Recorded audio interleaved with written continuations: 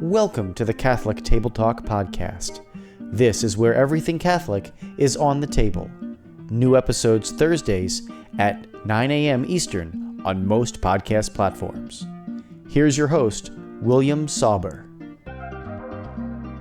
Hello and welcome back to the show, everyone. Thank you again for joining me on another week here at Catholic Table Talk Podcast, the podcast where everything Catholic is on the table, brought to us by, again, Dr. George Saguma. Dr. George Saguma is a family physician. He practices holistic health on the reservation out in South Dakota, so he goes and visits prisons and all that. He's the author of 2 books, Lead with Love, Daily Inspirations, and also my 50-day Pentecost in the Holy Land. Find more about him at drgeorgesaguma.com. Thank you for Dr. George for sponsoring another episode here at Catholic Table Talk. Today, we're going to talk about the election and kind of the Catholic status and one way you should probably think about, or one thing that you should think about before you cast your ballot if you have not away and only voting. But if you're going on election day, again, it's coming up less than 3 weeks away. When this episode comes out, and this is just also good in the future, not in this year of 2024, but also in the year 2026 and beyond, God willing, we have that. But so this is a good thing from Bishop Patrick Neary. He's the bishop of the Diocese of St. Cloud in Minnesota, and he really kind of echoes a couple awards that we should really look at when we're casting a vote. Now, yes, you should look at your Catholic principles more, and your faith principles more than your personal, right? Like me, I'm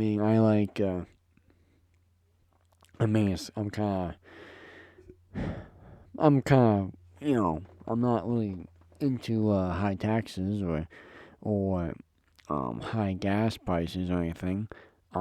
But that's not my faith.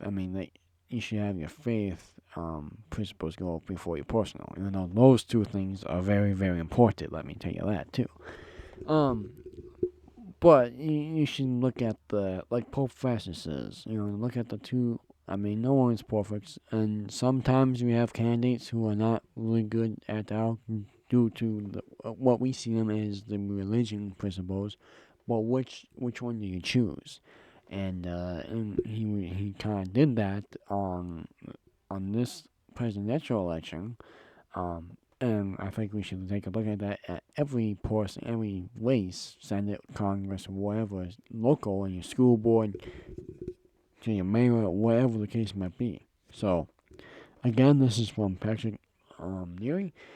We'll have one next week on his visit to the southern border. So, kind of back-to-back weeks here with the bishop. Again, this is an article. This is not him and me one-on-one, I wish, but he's very busy, so couldn't get him on. Also, if you have a show topic or a speaker request, please email us at catholictt@gmail.com. We'll get that out there. Like, comment, subscribe, and share the show on most podcast platforms. Visit our website and get the word out about this. And again, come on the show yourself or request the show. Alright, so again, we'll go through this pretty dang quickly, hopefully. Alright. That's the one. So he really speaks about faithful citizenship, which I think is really a great thing to do. Because again, like Jesus said, pay to Caesar what is what you need to pay to Caesar, and pay to God what you need to pay to God. Not exact format, but you know what I'm saying. So again, we should look at faith principles first, and our faith, what we want from the candidate due to the faith, and then we also still live, what we want, like some earthly things like housing, food, that stuff. So, Bishop Neary, in a short article, seeks to promote and practice civility, though. And then he says, I remember a song from 1970 by the group Brotherhood of Men, titled United We Stand, whose refrain spoke deeply to me even as a 7-year-old boy. For united we stand, divided we fall, and if our backs should never be against the wall, we'll be together, you and I. This refrain is embodied in the Pledge of Allegiance that many of us recite every day at school. One nation, under God, indivisible, with liberty and justice for all. Like you, I worry that we Americans are increasingly divided, polarized and segregated by our political longings. It is weakening our social bonds, and we are losing a sense of the common good. How often I hear that family members and friends no longer communicate because of hated arguments over politics, especially over the holidays. Which, when this episode comes out, we'll be getting pretty close to my way again. People include professed Christians freely speak of presidential candidates and other politicians with words full of vitriol. As Catholics, we are invited by the gospel and our Catholic social and moral teachings to see others and to see issues not primarily through the lens of a political party, but through the eyes of faith. No political party will ever seem fully embody the demands of the gospel, and both parties sway back and forth. And that's just throughout history. That's still today. I mean, you might be. I mean, it's Republicans.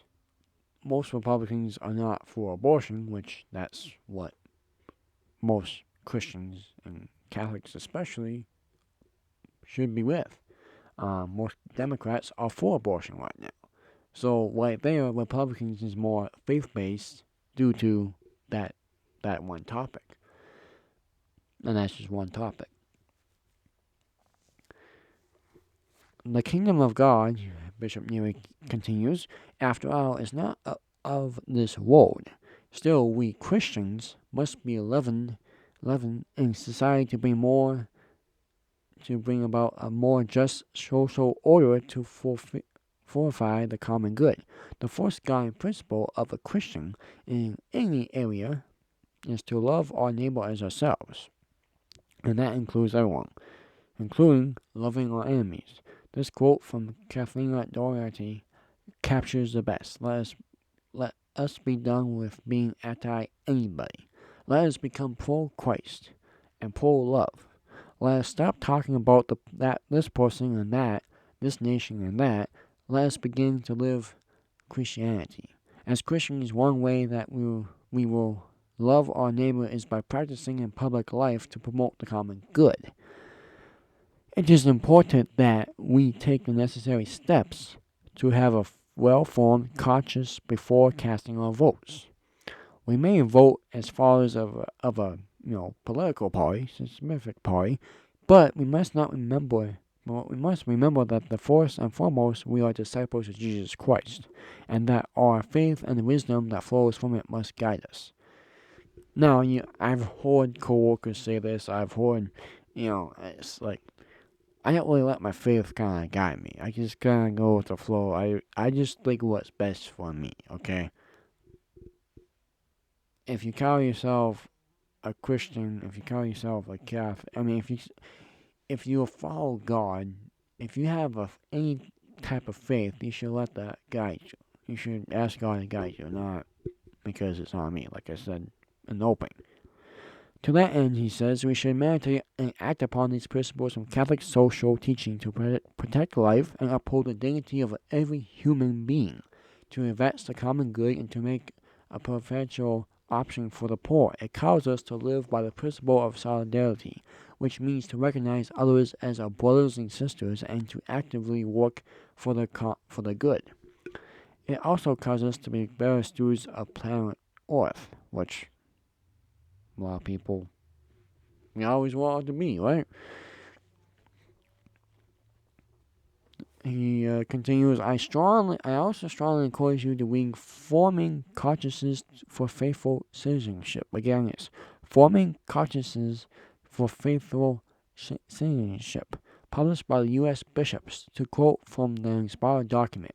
As Catholics, we are led to raise money for political life other than those that consecrate on individual material well-being. Our focus is not on party, affliction, economics, or even on competence and capacity to perform duties. As important as such issues are, whether we focus on what protects or threatens the dignity of every human life. For, again, it's abortion, it's wars, it's just kind of crime in the community, whatever that case might be. For our part, we should always seek to promote and practice civility. It is important to stay informed on important public policies, issues, but also to practice charity whenever discussing or debating our views with others. This is essential to the witness as we offer as Catholic citizens. How we dialogue and debate should be a model for others to follow. Our parishes and agencies, along with other church organizations, should avoid partisan political activities or endorsing particular political. I'll say that 3 times fast. 2 P's in one. Particular political candidates or parties, and should only use election-related and faithful citizenship materials approved by the diocese, the Minnesota Catholic Conference, or the United States Catholic of USCCB, I should say.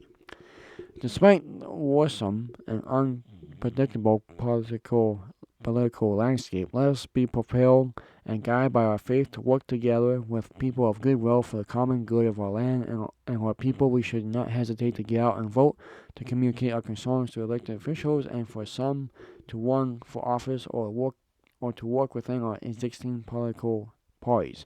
After all, our work as faithful citizens does not end on election day. Every day we must do our part to promote unity, goodwill, solidarity, and liberty and justice for all. Yours in Christ, Bishop Patrick M. Neary, Diocese of St. Cloud.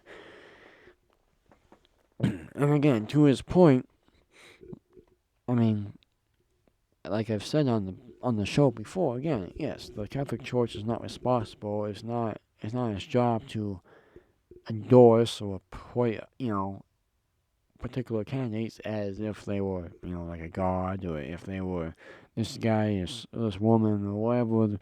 He or she is so fantastic, you can't go along with this person. No, that's just not the way it is.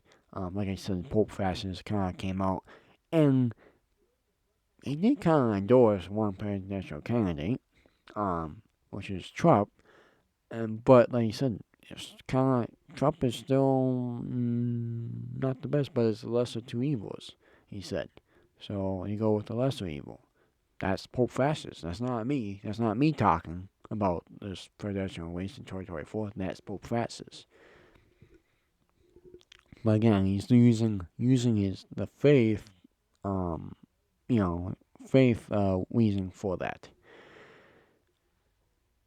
Also, the Diocese of St. Cloud on the website gives a lot of. They actually, you can listen to Bishop Neary on YouTube on his election column. You can read the article that I just read to you if you want to read it for yourself. Read again. And there's, really some really good resources from the United States Catholic Conference of Catholic Bishops website. You got forming consciences for faithful citizens, like Bishop Neary said, the most recent version of the United Bishops' teaching document on the political responsibility of Catholics. You got 2 resources for that, one PDF, one's in English, one's in Spanish. And then it has, I'm just going through the list. I'll have the links down for you on the description page if they all fit, or type them in the comments. What does it mean to form my conscience? That's a good one. The do's and don'ts, guidelines during election season for parishes and church organizations. Election resources from the Minnesota Catholic Conference. Supervise it. A better kind of politics. Be ready to vote. Your vote matters. And then he still has questions about this. Contact the Diocese of St. Cloud or your own diocese. So, again, and these are pretty good reads too. So again, activities to avoid on just the news and notes, the guidelines. Do not endorse or oppose the candidates, political parties, or groups of candidates. Do not make available the use of church facilities, I should say. Do not authorize the description of Parkinson's political materials. Do not invite or promote or select candidates to address your members. Do's and don'ts for parishes. Do's, and I'll probably conclude with this. I just kind of want you through this just to see. It's like a 2-minute read for, I would say, at least for this article. Address the more human dimensions of public issues. Share the church teaching on human life, human rights, and justice and peace. Apply Catholic values to legislation and public issues. Conduct non-Parkinson's voter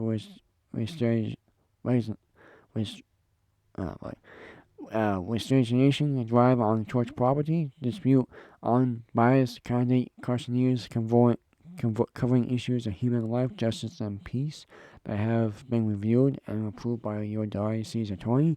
Check with your diocese attorney if you have questions about what is appropriate. Don't endorse or oppose candidates for political office. Dispute partisan campaign literature under church express. Arrange for groups to work for a candidate for public office. Invite only select candidates to address the group. Conduct voter registration selected toward one party. Dispute a biased candidate survey. So again, it's free will. It's not really, it's not really endorsing one candidate or the other. It's really doing your research and knowing your Catholic values and knowing what the candidate is for and what they are not for. And, maybe they'll take the word for it. It's everyone. The thing with politics is like they all pretty much lie to some degree in terms of what they say they're going to do and what they actually do, and maybe how they show the ads or whatever. So do your research on them. Don't just watch a couple ads from a couple of different candidates and I'm going to vote for that person. Do your research on them and see what you think. And pray about it. That's the best thing, is always pray about it, because again, no matter what election we have, it's always important, whether that's local in your community, whether that's nationwide, voting for the president. So again, with the presidential election coming up less than 3 weeks, we'll get this out there. I think this came out a little over about a month ago. But just want to get that out there for you. Again, the link's below. And if you have any questions, comments, reach out to your diocese, reach out to your pastoral, reach out to St. Cloud Diocese, reach out to us, and like, comment, subscribe. Tell us what you think about the show. Was this helpful for your election thinking, voting process? Let us know. Maybe tell us after the election date. Tell us then. Maybe even then too. And until we meet again, stay in the state of grace. Go to the sacraments frequently. That's how you stay in the state of grace. And really pray, again, before the election and the elections, pray about it and pray, ask God to show you, to guide you on who you should vote for, and help others do the same in terms of a faith-based guideline. So until next week, folks, we'll have part 2 again with Bishop Neary on the U.S. southern border. So stay tuned for next week. God bless. God willing, we'll see you then. Thank you for listening to this week's episode of the Catholic Table Talk podcast, where everything Catholic is on the table. Don't forget to subscribe to Catholic Table Talk on your favorite podcast platform to get new episodes delivered directly to you every Thursday at 9 a.m. Eastern.